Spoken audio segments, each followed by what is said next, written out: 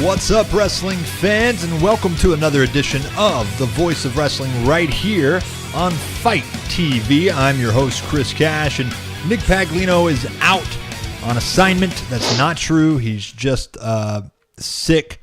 Got a runny nose and stuff, apparently, and not enough tissues. So he can't make it tonight. I'm joined by senior editor, one of the senior editors of PWExclusive.com, which I'll be telling you about just in a minute. Bryant Burns joins me, takes Nick's place. And Bryant, I've got to start off real quick before we really get into the news and tell everybody, if you're not excited this week as a wrestling fan, you should be. I'm excited for multiple reasons. I'm going to tell you both of those real quick before we get into the main event, of course, TLC breakdown and all the other shenanigans that's going on. First and foremost, I'm excited because I've got my new dress shirt for Pro Wrestling Exclusive, if you can't see. Oh, I haven't seen that one. I got to get one of those. It's kind of hard to make out, but it's embroidered. It looks good. It's cool. It'll be a talking piece for conversation as when I'm out and about. PWExclusive.com, a new project that we're working on. Nick, myself, of course, Brian. Go check it out. We've already been up and running. We got a lot of things planned with it.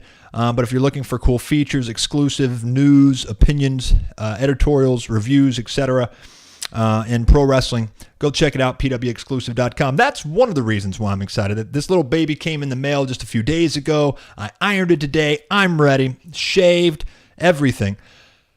And then, of course, we find out this week that there's a big shakeup. We were promised by the entire McMahon clan that we are looking up. Pro wrestling is looking up. And we've got big shakeups on the way, and things are going to happen. And then, of course, the 3 hours that followed on Raw seemed to maybe prove exactly the opposite, and that nothing is going to change. But we're going to talk about that in just a second in the main event this week. Bryant, I want to welcome you to the Voice of Wrestling. It's been a while since you've been on the show, and of course, thanks for filling in for Nick. How have you been this week?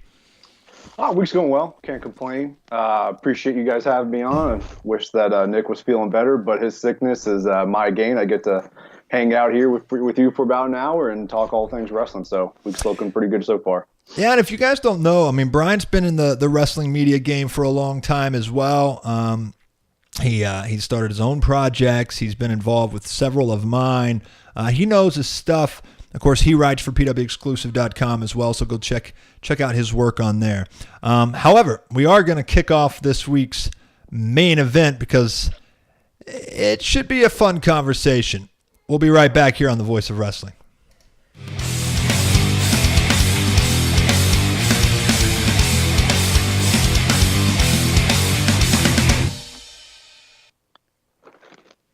It's the main event here on The Voice of Wrestling. Chris Cash, Bryant Burns. Bryant, sarcasm aside, as far as, whether or not we're actually going to have any type of shakeup in WWE, it's interesting the way they went about this. We obviously kind of got the Seth Rollins shoot promo a couple weeks ago. We knew WWE was acknowledging the fact that they've had plenty of criticism of the product as of late. Seth Rollins kind of kicked that off, and then before you know it, here we are with kind of another a worked shoot promo.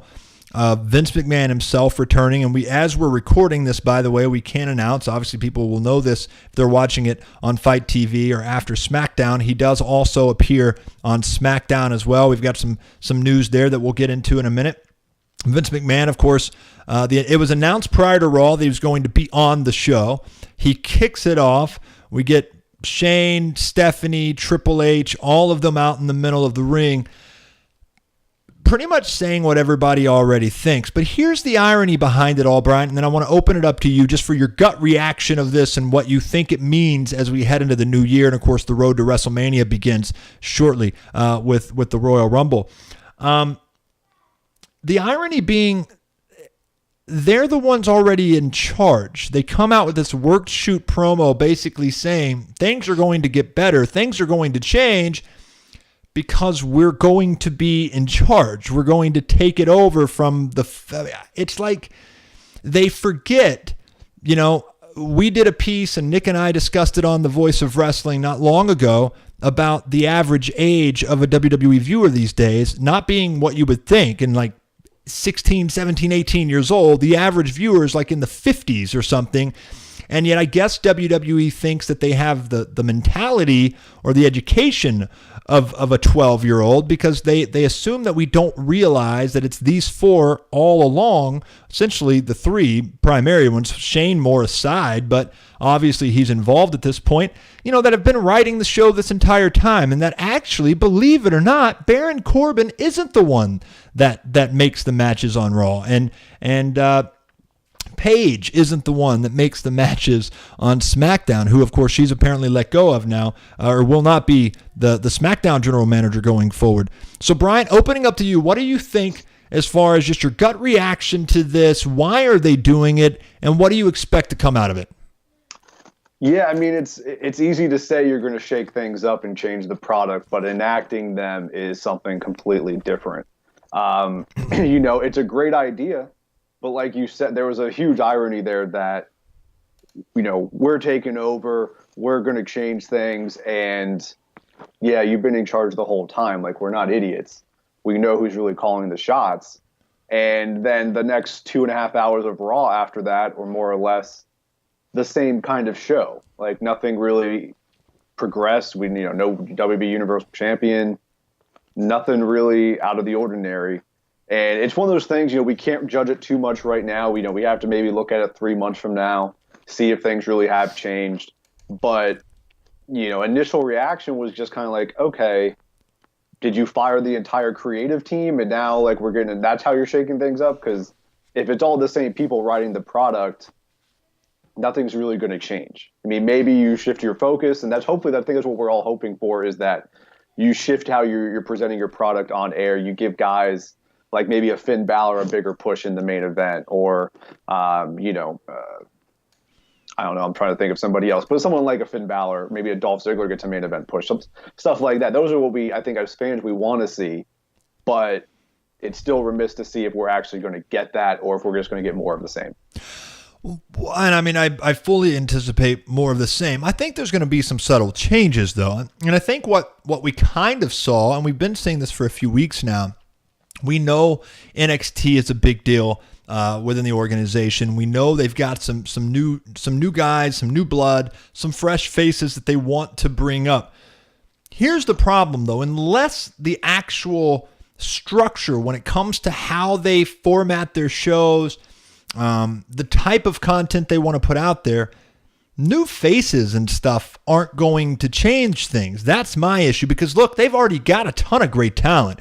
And it feels like, despite the fact they've got 3 hours of Raw every week and 2 hours of SmackDown every week, and then, of course, your pay-per-views and your NXT Lives and your WWE Network, mind you, to fill with more content, they still seem to have a very difficult time creating legitimate stars outside of the handful of kind of A-list guys that they put over week in and week out. Your Seth Rollins at this point, of course, your Roman Reigns when he was around, your Braun Strowmans, your Ronda Rouseys, your Daniel Bryans, and your AJ Styles. I mean, it's just getting to and now, of course, Becky Lynch. It's just getting to the point where more faces, it's just going to continue kind of convoluting, oversaturation. There's not going to be enough time and enough of real time, actual time on each program without the writing structure changing completely for any of these new faces to get over. And that's really the only thing that I could gather as far as by what they might have meant, Bryant, as far as changes coming. Not that they're not planning on some other things. There was a couple other things that I noticed on Raw this week, Brian, and see if you caught it as well.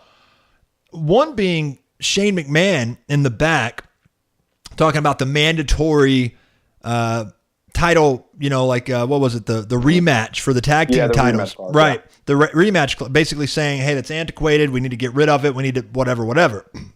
That was one thing. And then there was another thing that they mentioned that was similar, that they basically said, hey, that's old and outdated. I'll have to think about what it was now because I can't think. Do you remember what it was? I remember the rematch clause. They've been mentioning that. I can't remember. I'm trying to think back to the show. I don't remember anything else that was like that.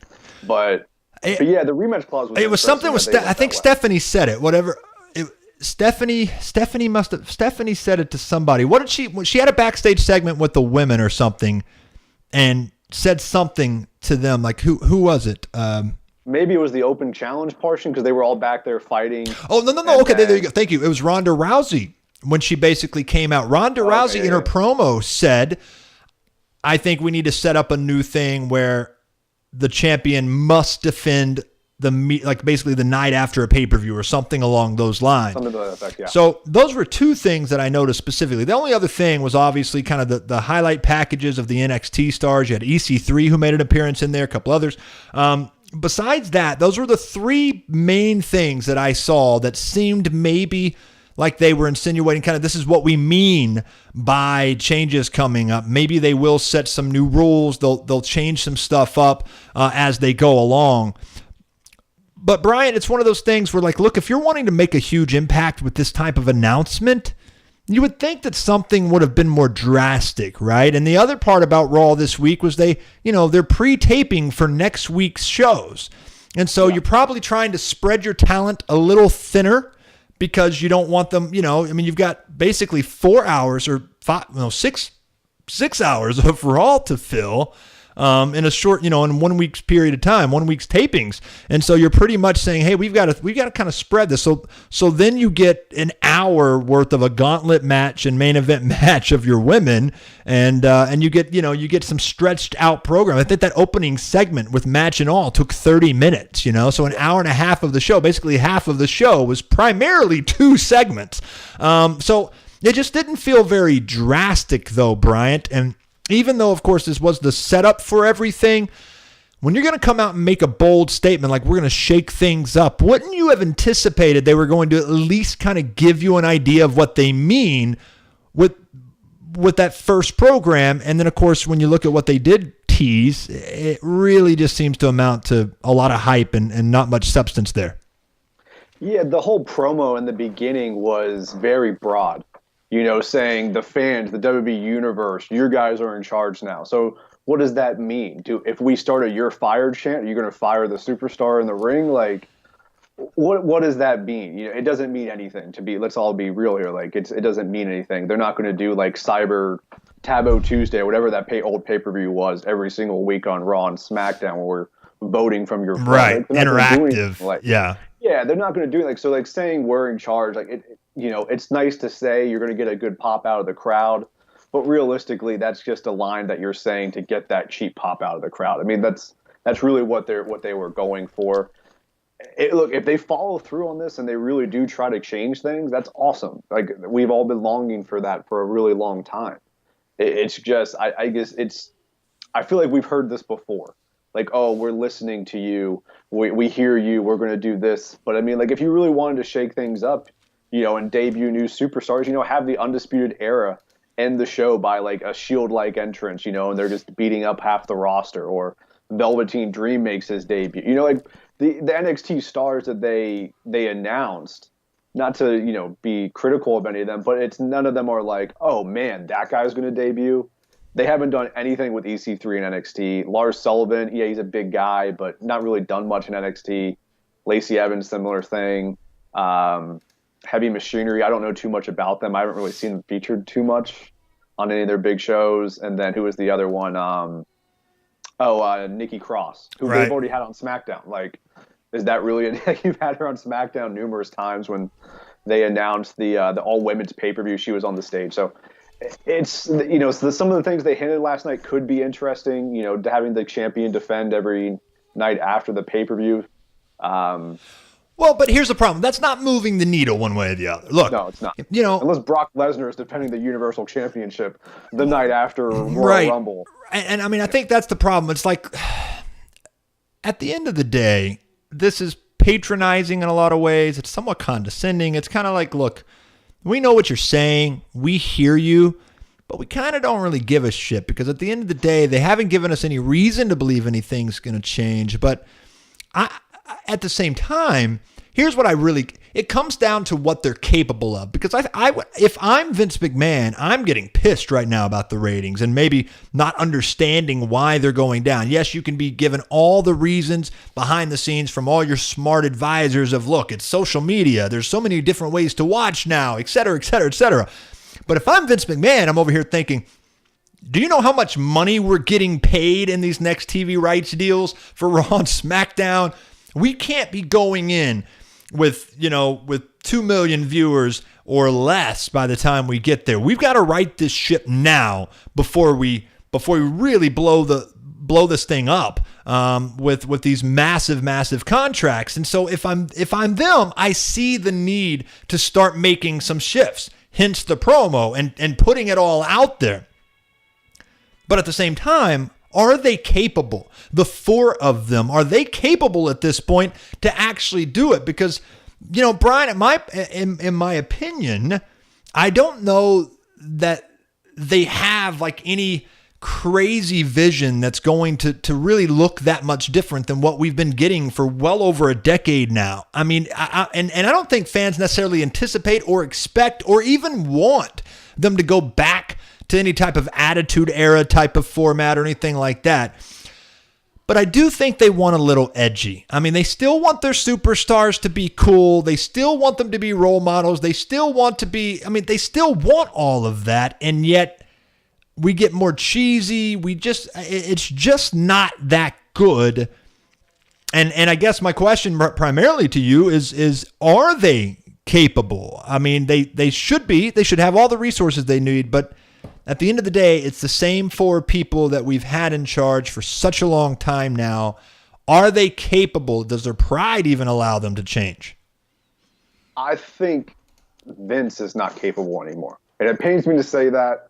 I love Vince McMahon. Like, he's created this world that we all love so much and we admire. But I mean, you see like what Triple H does in NXT, right? And how great that product is. And it's a pretty simple product, right? Like, it's not overly complicated storylines. It's pretty straightforward. Bad guy, good guys, go have a great match.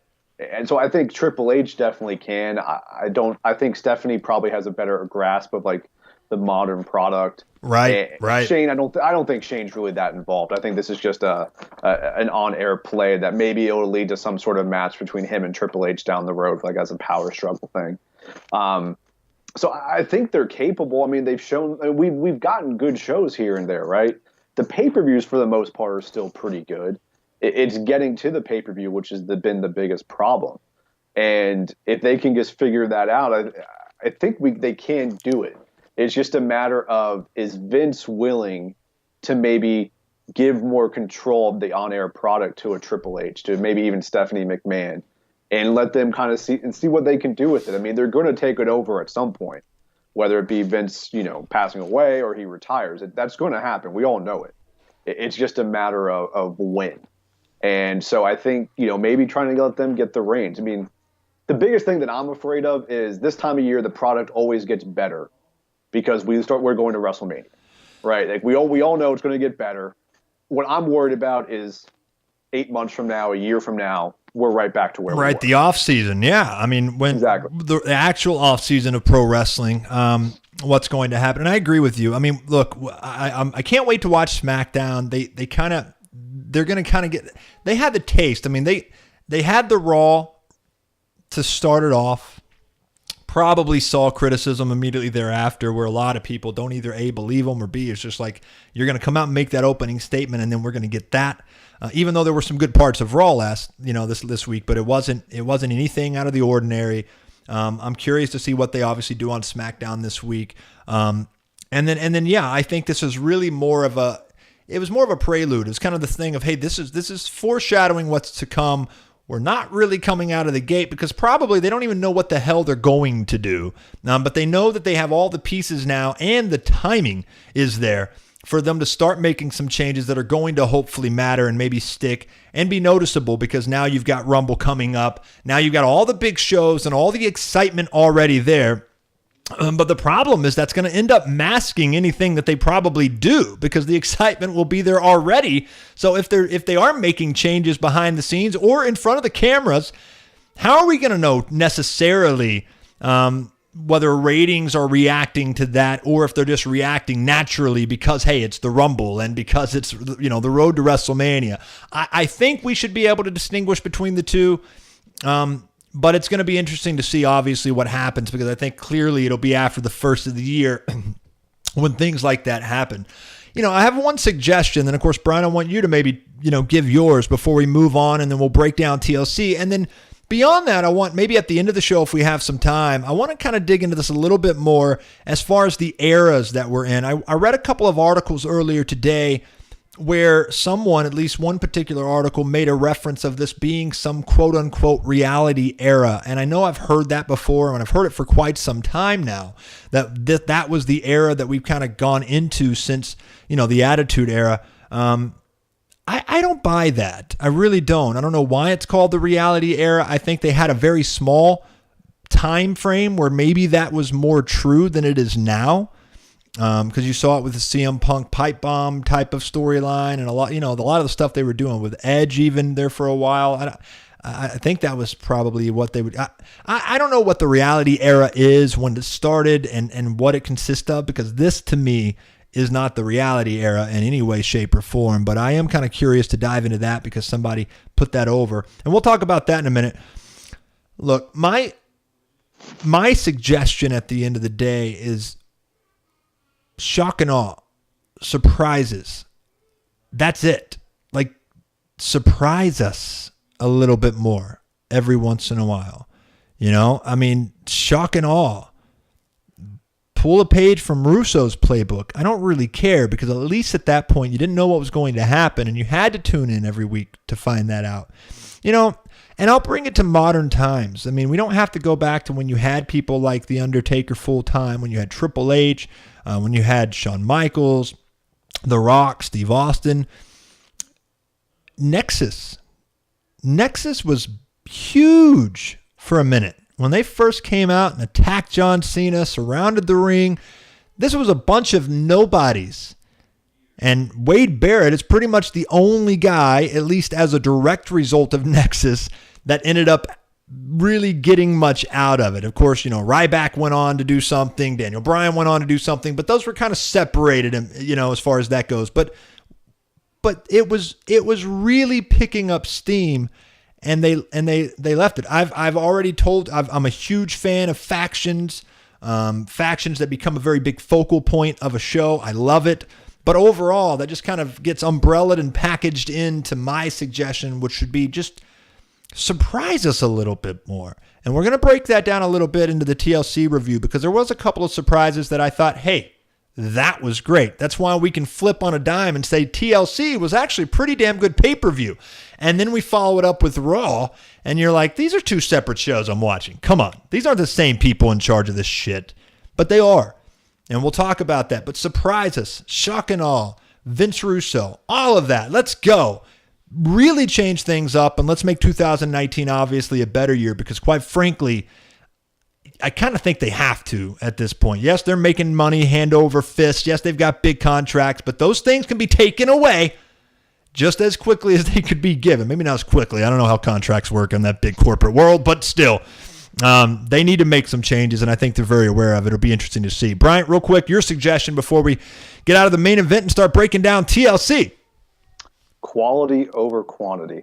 I recently wrote, this, I wrote the story up on pwexclusive.com, pretty much breaking down the creative decisions through the lens of the business. Is pretty much what I did. I read their financial statements from like 2008 to 2017.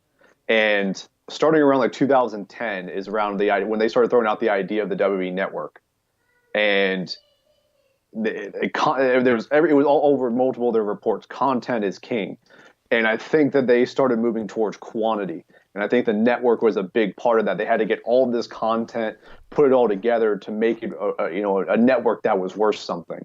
And I think that's really what comes down to why the product is poor, is because they're trying to just do everything at once and just get back to what made you a great company, which was putting on a badass product every week that fans love to watch. And like you said, surprises. Give me some chaos. Sure. I don't want to know what's going to happen. I don't want to watch a gauntlet match for an hour and go, yeah, Natalia's going to win this, and that's what happened. Like, what I mean? Like, just make some surprises, but just focus on making a good quality show, and everything else will fall in line. There you have it. Surprises, quality over quantity, some easy things that you can do, some subtle changes, but very effective. That's the main event here on The Voice of Wrestling. We're back on The Voice of Wrestling. Chris Cash and Bryant Burns of PWExclusive.com, filling in, of course, for Nick Paglino. He'll be back next week for our year-end review show on Fight TV every Wednesday at 5 p.m. Eastern. And Bryant, we got to break down TLC because there was some interesting things. Look, on PW Exclusive on our Facebook page, I started running a small little contest. It was more of a drawing, a little giveaway for $100 for the WWEshop.com. And basically all you had to do is give your predictions for TLC. And I want to kick off with this match just because I kind of found it the most interesting, that I didn't see this coming a little bit more than apparently, like everybody else did. But anyway, in the giveaways, they messaged us on Facebook and gave their predictions. And a lot of people, I noticed, were predicting Asuka to win that triple threat. Neither Nick or I on last week's show, Voice of Wrestling show, predicted Asuka to win. As people were explaining it to me on Facebook, when I was asking why are so many people predicting Asuka, they made a lot of sense with it, and I'll break that down in a minute. But as we kind of start getting into the TLC pay-per-view, Brian, I want to kick off with that match because I think it's probably one of the matches, at least one of the 2 or 3 maybe matches that most people were looking forward to going into it. I know I was, especially after that amazing match on SmackDown leading up to it, and I was really looking forward to it. But Brian, why Asuka, in your opinion, and are you happy about the decision? I didn't see it coming. I didn't see Asuka winning at all. I thought Becky was going to retain. It's very curious because since Mania, they have not booked Asuka well at all. When she lost that streak, she lost a lot of luster. And they tried to build her up over the past month. And, I mean, the ending made sense where, Ronda screws them both, Becky and Charlotte, over. But it's an interesting choice. I mean, there's so many things going into it now. Will Asuka carry it through WrestleMania? Who does she fight if she does? But I'm not really sure why they went with Asuka here.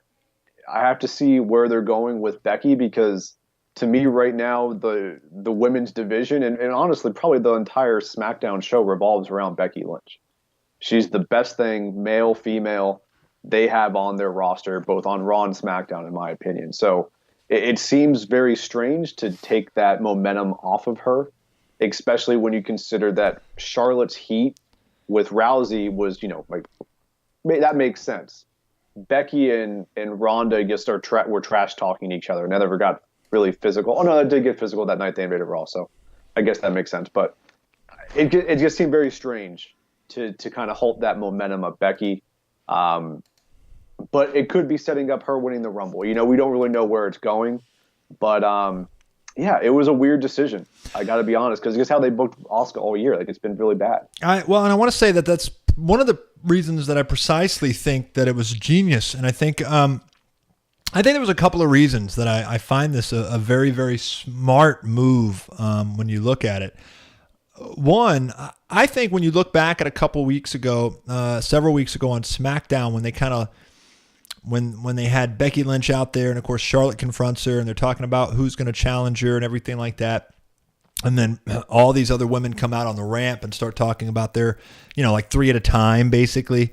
Start coming out and pretty much saying, hey, I could, like Naomi was one of them. And, I don't know who all of the girls, most of them not really that relevant. But the one that was relevant that stood out was Asuka and the reaction that she got. And when you put them up there in a lineup in the middle of the ring, and they're basically going down the list of, down the line of who should be challenging Becky Lynch and who should be in those matches.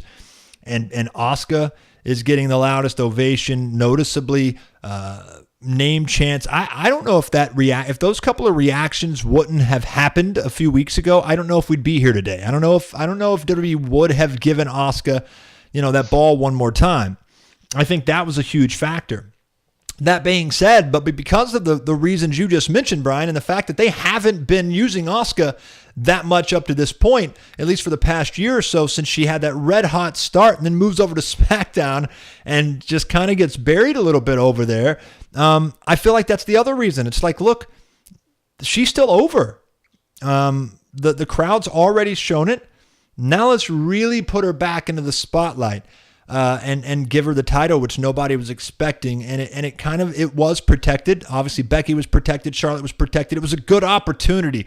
But of course, with the SmackDown leading into the show, you really didn't think it was going to happen because she had gotten one over on the other two that week as well. And so you're thinking, there's no way. I mean, she kind of got it on the go-home show. There's no way she comes out looking strong, so she won't on the pay-per-view. But they really threw you, at least they threw me for a loop, and a lot of people were predicting it.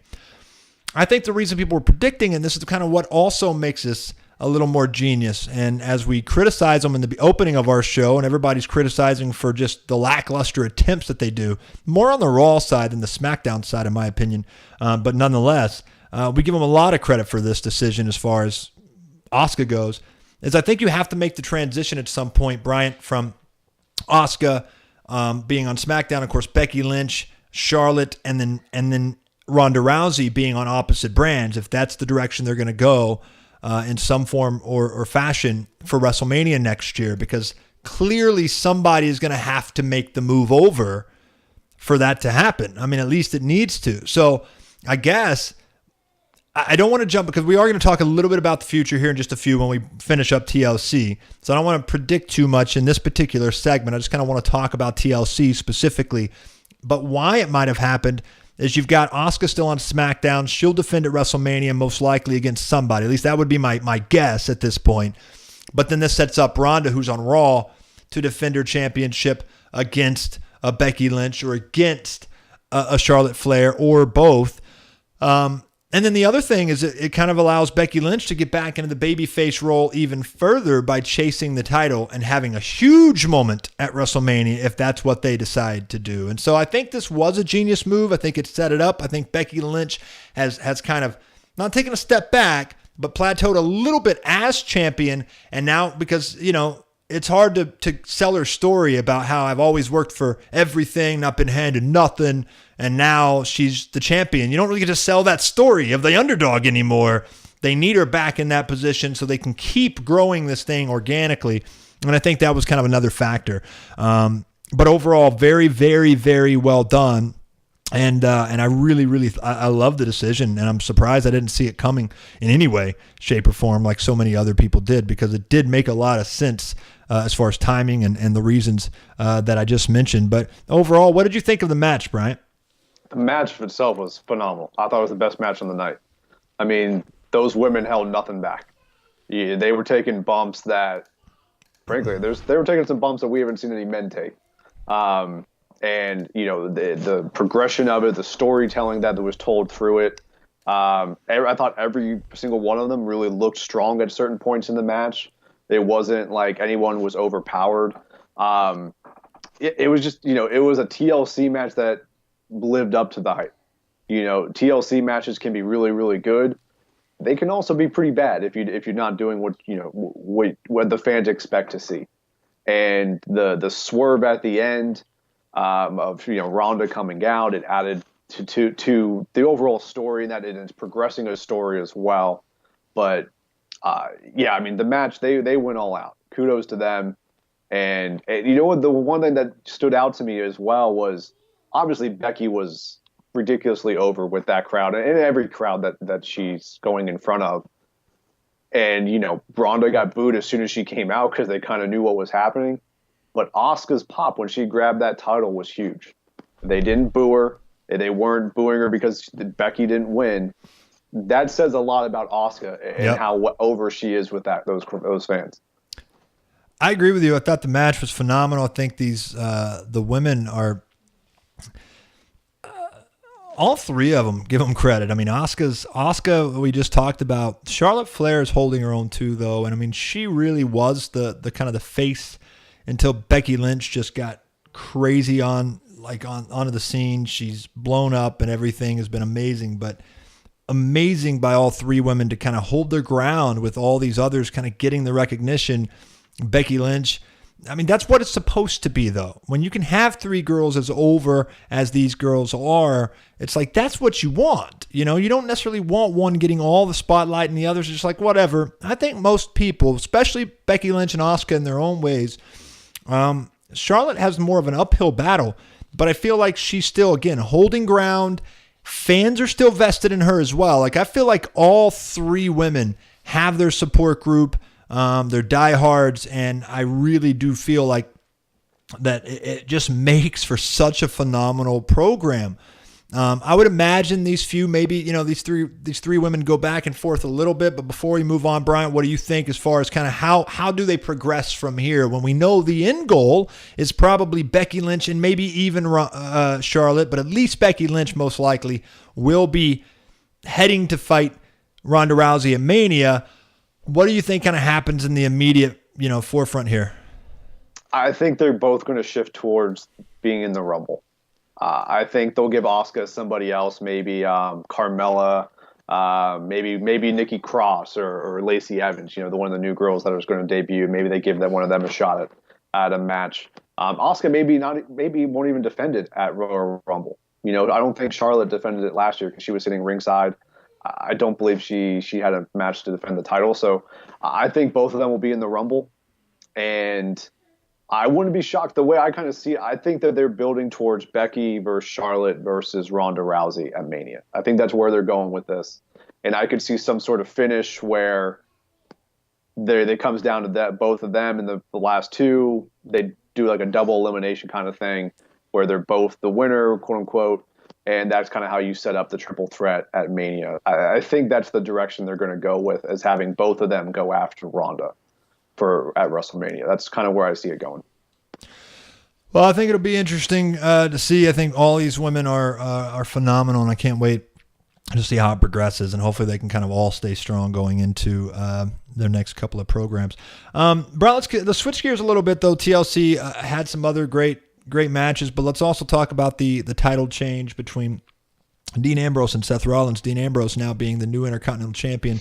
I picked him. I don't remember if Nick did or not. I know some people probably thought that Seth might retain, but I think a lot of people, with the rumors of Seth Rollins going on to maybe bigger and better things, with kind of the absence of Roman Reigns, John Cena's not there, Braun Strowman being injured, you have to kind of go with Seth Rollins at this point. And I think it made a lot of sense to get the title off of him, so he can go on and do that. It's just kind of a typical thing that they do. What did you think of the match, though, and of course the title change? First of all, I have to say I don't know what the hell that crowd was thinking during that match, chanting, "This is boring, guy."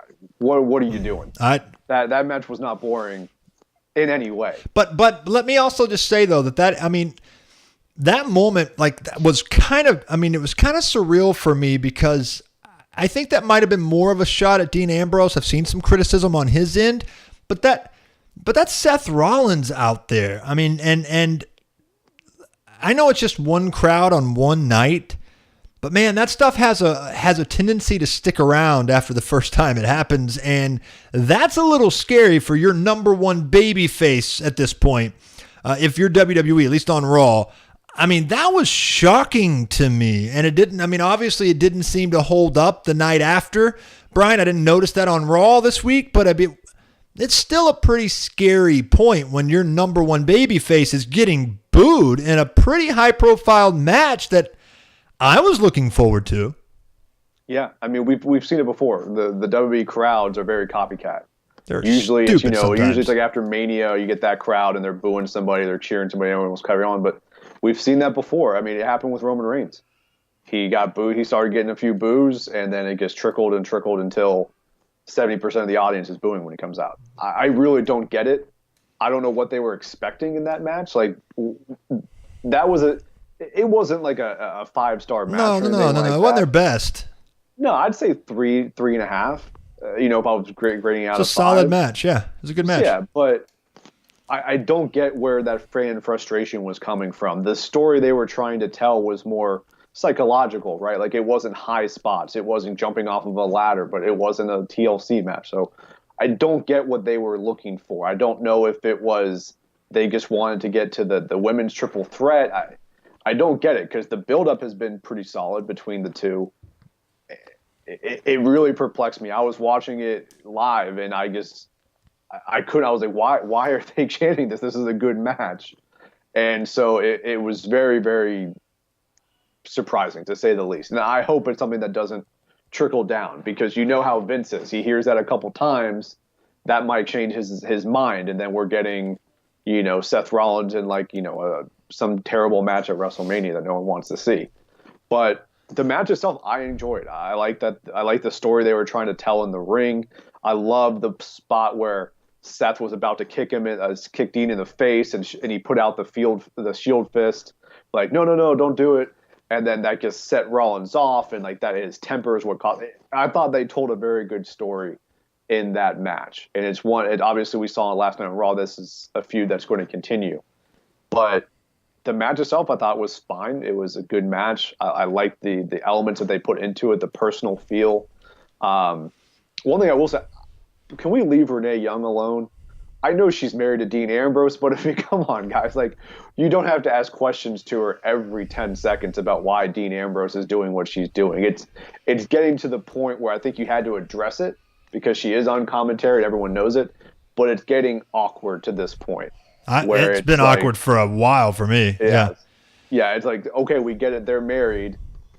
Just let her be. She's in an awkward spot. I asked someone the other day, I was like, has any commentator ever been married to someone that's on the show? And we couldn't think of anyone. But she's in an... I mean, you had... but they also were a lot more kayfabe back then. I mean, I think... Jerry Lawler and Stacey Carter... okay. Jerry, his girlfriend was Stacey back then, and I don't know that it was ever mentioned though. I really don't. Yeah, it's just okay. I don't want every Dean Ambrose feud to be Renee Young answering questions. That's kind of the road they're going down, because look, I get this is a really personal feud between Seth and Dean, and early on when he first turned, asking her questions, that's fine. I get that. It adds to that story. But now it's just they're berating her, and you can tell it's all obviously, they're not really asking her questions because it's all part of the story and everything. But I can hear she sounds uncomfortable with it. And that's not why she's there. She's not there to tell stories about Dean Ambrose and what he's doing at home now that he's a bad guy. Let's just let it be. Also, I feel like, it distracts her from, like you mentioned, from doing her job, which I think she needs to get a lot better at. And I think she has in the last couple of weeks. I really feel like she's starting to at least, kind of figure it out. Nick and I had this conversation a couple of weeks ago, and both of us were pretty down, not only because of the Dean Ambrose tie, but also just because she just really couldn't find her comfort zone next to Michael Cole, next to Corey Graves. And it seems like she's really starting to maybe at least find what her purpose is on the commentary. And I feel like this is just a step back every time she gets put in these awkward conversations about Dean Ambrose, because they have to walk that fine line between what's real and what's not. And it gets old. It is. But on the front of Dean Ambrose, I will now say, and of course we'll see where they go with Seth, but let me please allow, I know he's a heel now, and I think it's working. I know some people are kind of off maybe a little bit, don't know what to think about Dean Ambrose as a bad guy, but I'm still in on it right now. I just hope that they allow him to kind of go free with whatever he feels like doing. When he first came into the business, he just had some Brian Pillman in him. He had this, the Lunatic Fringe was a great name for him because it really just seemed like he was a little bit off his rocker. And he does still seem that way. The guy is just kind of a nutty guy. His mannerisms, his promos, everything about him, and he's lost that spark. He really has. And I feel like he's starting to inch his way maybe back into it.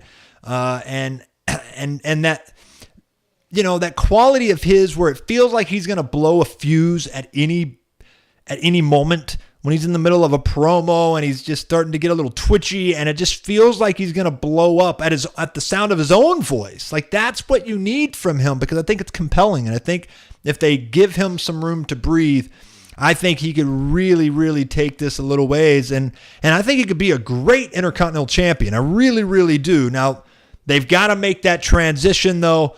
They've got to separate him clearly from Seth Rollins as quickly as they can. I guess my question now, Brian, before we move on, do you know who's next up in line, in your opinion? I think they might be trying to build up Finn Balor. Yep. I mentioned him earlier. Yep. He got the win over Drew McIntyre, which could be a great. Nobody saw that coming either. Yeah. Mm-hmm. He got the win on Raw this week as well. That was a triple. No, it was against Dolph. Yep. He got the win there. So they seem to trying to be building Finn Balor back up. He's a big baby face, so he can easily kind of go really well with Dean Ambrose, and then you could build it at WrestleMania. You got the lunatic versus the demon. I mean, that sells itself. That to me is a logical way to go. I don't really see anybody else on the show on Raw that really would make sense. I mean, you have Dolph and Drew. They're obviously about to go their own separate way and have a little feud there.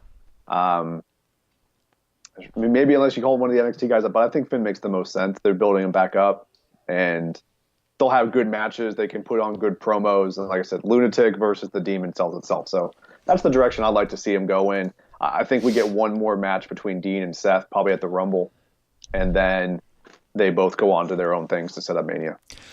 Moving on, Braun Strowman clearly couldn't really perform this week, but they needed to follow up and set it up for whatever the hell that was on Raw with the opening segment and Baron Corbin and everything. But it was clear that they were going in this direction either way, and Braun Strowman was going to come out to beat him, but he beat him with help, and then they followed up and did more of it on Raw.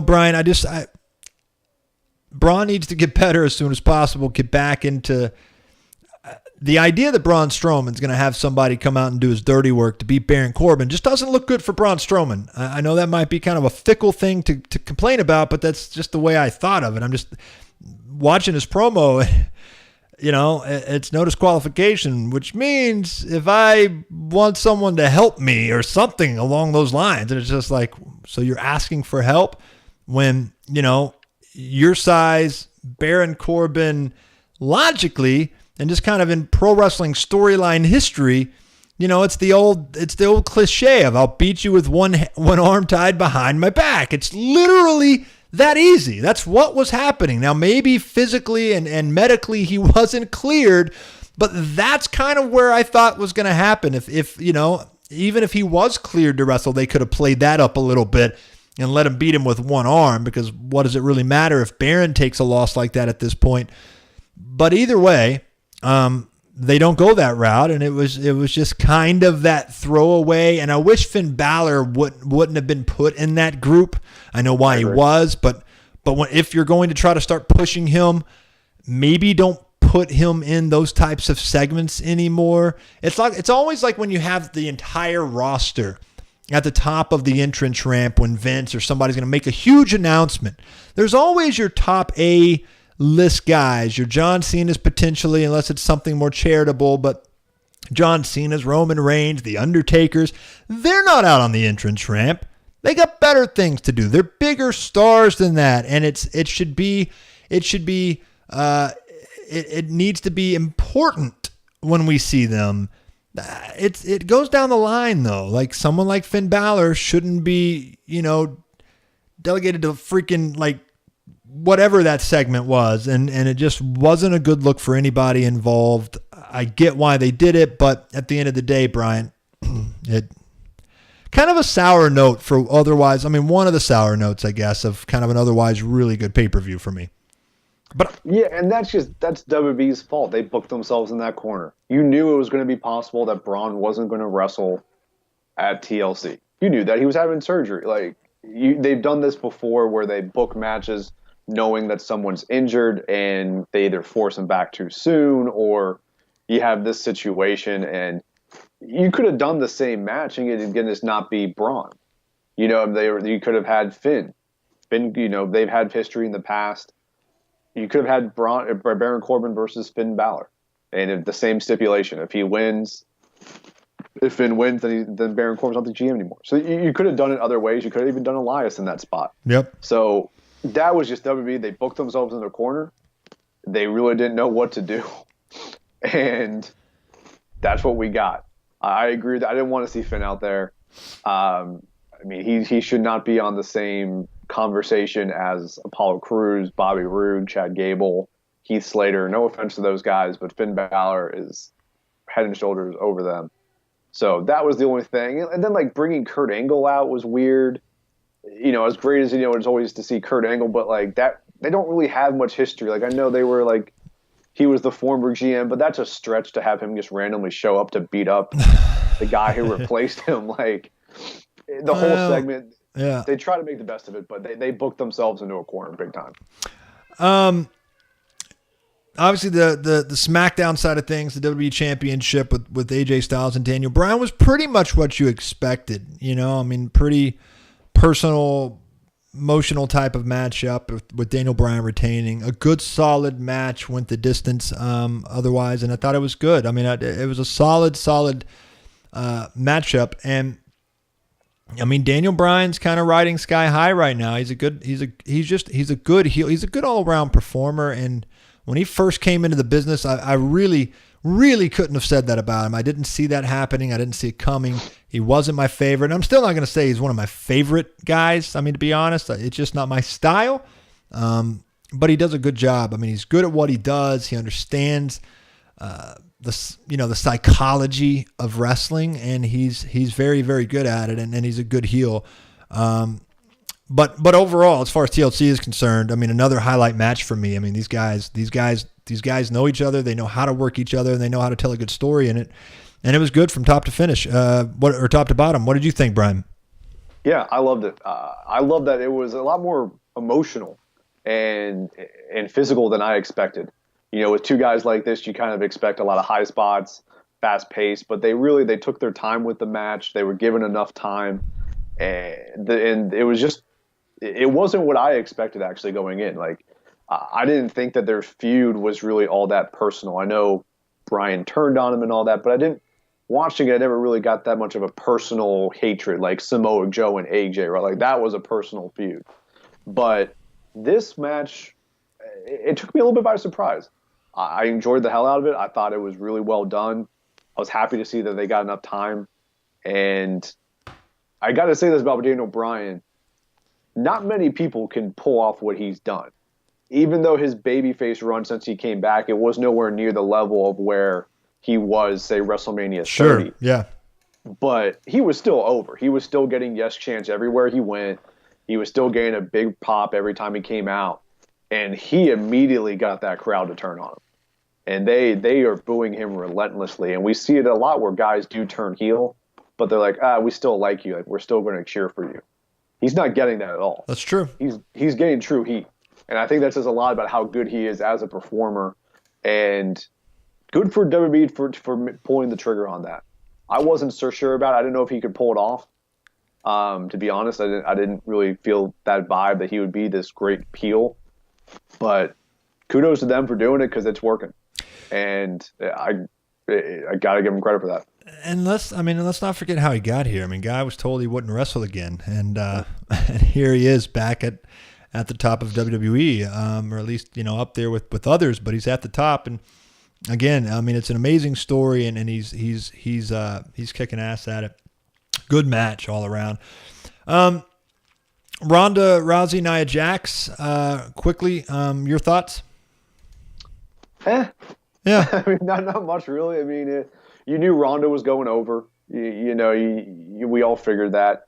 I didn't like anything about this going in. I'm not a huge Nia Jax fan. I don't think she really cuts a good promo. She seems dangerous in the ring. I mean, she's injured plenty of people. I mean, she's got a great look that's unique and separates her from the crowd. But outside of that, there's not much there. it's still a good opponent for Rousey because it is impressive for Rousey to overcome, Yeah. Nia Jax. So I get that element to it, but the match it wasn't anything great. I think putting Ronda in the ring with someone like Nia is very difficult because Ronda doesn't have a lot of experience and Nia's not that great inside the ring. So I think she needs someone like a Charlotte, like a Becky Lynch, like even an Alexa Bliss, who can actually carry that match to a certain extent. So not much there. Ronda looked good. She looked strong, and we'll see where she moves on to. I know she has the match against Natalya next week, which they've already taped, and I know how that ends. I won't spoil it for anybody, but we'll see where she goes. It seems like I'm afraid that Ronda is going to be in a standstill until after the Rumble. Right. I feel like she's not going to have much to do for the next 3 weeks, and it's just going to kind of be treading water for the next few weeks with her. Overall, though, I mean, I thought TLC was another solid pay-per-view. WWE really does. They deliver most of the time on their pay-per-views, and I think that's probably just more attributed to the talent than it is necessarily the stories, of course, because that's the part that everybody can criticize, rightfully so. But overall, another really solid pay-per-view. I mean, they really have kind of found their element across the board when it comes to just, hey, let's give these guys the ability to go out, to go out and do what they do. And then, of course, the ability that these stars can actually go out and deliver. I mean, when you look across the card, I mean, there's a lot of strong players there right now, despite the lack of storyline consistency, creativity. I mean, these workers are going out and making every opportunity that they've got when it comes down to these pay-per-views. And I thought TLC was no different, because when you can add the physical element of what TLC and all the different arrangements you can have with that type of gimmick into these matches, you're kind of given the unfair advantage, but it's still up to you to go out and compete and make your mark on a show that's going to have pretty much most matches being given those same opportunities with those same types of weapons and everything like that. So, top to bottom, they all have to go out and find their own spots. And I feel, and tell different stories, I guess. It can't just all be carnage every single match. And I think that they really found a good flow to the show. Nothing spectacular. The biggest surprise for me coming out of it was Asuka winning the women's championship for the SmackDown side. And again, I think that was a genius move for a lot of reasons. And it kind of elevates Asuka right to that level alongside Ronda, Becky, and Charlotte. And that can't ever be a bad thing to have 4 solid women on your card at this point in time. I mean, imagine Bryant thinking that, 10 years ago, 15 years ago. I mean, we've had some good women, though. I'm not going to say that there hasn't been some good women at the same time. Lita, Trish. But 4 really solid women. And then you can go on to like the Ruby Riots and some others that are still there. I mean, I'm not a big Natalya fan at this point, but there's some others across the board as well, on both Raw and SmackDown that have some really good things going for them outside of, the Iconics. I mean, there's a lot of good quality entertainers and wrestlers besides just those top 4. But when you have two top women stars, you're doing something right. When you've got 4 legitimate top women stars, man, you're doing something incredibly right. And that's kind of where they're at right now. So kudos to the women and kudos to WWE for setting it up. Yeah, the WWE, that's the one thing that you can say without a doubt that WWE does better than anybody else in professional wrestling right now is their women's division. Nobody can compete with them. I don't, Impact, they have Tessa Blanchard, who I'm a big fan of, but no one comes close to them. Nobody. And the one thing that I loved about at TLC was the 3 women main evented the show. I really didn't see anything online, on Twitter. They didn't mention on the show making a big deal out of the women main eventing, right? Because now we're at a point where we all expected that match to main event. Where before, like last year at the Royal Rumble, right? The Women's Rumble went on last. I don't think a lot of people expected that. Sure. And they put it on there, and it was a good moment. Or the Hell in a Cell match years ago between Charlotte and Sasha, right? They put that on. I don't know if it was deserving of being the main event of that show, but last night, or not last night, I keep saying last night, TLC absolutely deserved to be, or the Triple Threat TLC match deserved to be the main event.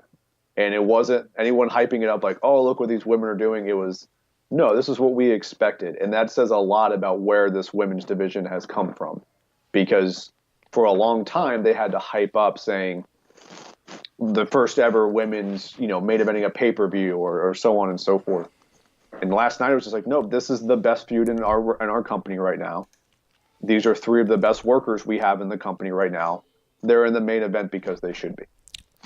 And let's also not forget that we're probably heading to our first WrestleMania where a women's match is about to headline. And I really hope that I caution them to keep it a singles. I think Becky Lynch versus Ronda Rousey one-on-one is the route to go. Not saying that they won't convince me otherwise, and not saying that a triple threat match, if that's the direction they go in with Ronda, Charlotte, and Becky, won't be just as good. But it one-on-one Becky and Charlotte, or Becky and Ronda, is the way I want it today. Now, again, depending on where they go. But before we wrap up, I kind of want to end on this note with Ronda Rousey. This week on Raw, Bryant, her promo really got me concerned a little bit because, it's not time, and WWE probably has no plans, not even the thought in the back of their mind to turn Ronda heel. But with the superstardom and the rise that Becky Lynch is on, Asuka's over like $1 million, and Charlotte's kind of playing the Ronda role, kind of getting the mixed reactions a little bit because she's just being overpowered by the fandom for Becky Lynch. Ronda's in a predicament in my mind. I mean, she's really in kind of a tight spot. I heard boos this week on Raw. She handled it brilliantly, by the way. I mean, I feel like she's gotten so comfortable on the mic and so good at this point. I don't fear how she's going to react, but it scares me a little bit, Brian. I mean, when you listen to that reaction and stuff, and when you think about where Becky Lynch or where Ronda Rousey was coming into, this was always going to be the tricky part. Is you're so exposed to Ronda Rousey, she's just another woman. And even though she's not, and we both know that, and the fans still ultimately know that, it feels that way. To allow Becky Lynch, or anybody for that matter, to get one over on Ronda in terms of fan reaction to such a degree. Not just once, not just twice, not flukes. These are here to stay. And if it's Becky Lynch versus Ronda Rousey in some capacity, which it probably will be at WrestleMania, man, and I fear for Becky more than anybody, Bryant, because I don't know if it gets too close to that and if it gets too much far, one end of the spectrum to the other, and it goes from one side to the other as far as them really, really laying it heavy on Ronda and cheering Becky. Could it cost Becky? In the end, could it cost her spot because WWE does not want anybody opposite Ronda Rousey? Yeah, I'm afraid they're going to try to treat Ronda almost like Roman.